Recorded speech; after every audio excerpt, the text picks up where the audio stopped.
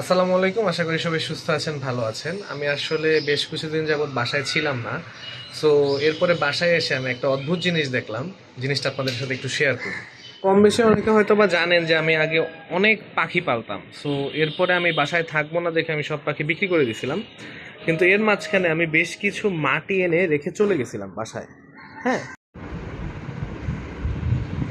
ভিতরে একটা গাছ আছে, যে জিনিসটা এই যে এই গাছটা আমি বুনি নাই, এটা অটোমেটিক হয়েছে। হ্যাঁ, এবং এটা একটা ফুল গাছ।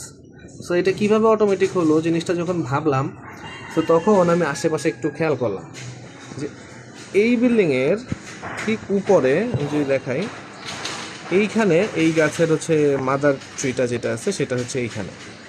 হ্যাঁ, ক্যামেরায় হয়তো বা ঠিক মতো বোঝা যাচ্ছে না। সো মূলত যেটা বুঝলাম যে ওখান থেকে কোনো পাখি এই গাছের বীজটা নিয়ে এসে, আমি যে সময় ছিলাম না, আমার তো এখানে অন্যান্য দেশীয় পাখিদের জন্য খাবার দিয়ে রাখি মাঝে মধ্যে।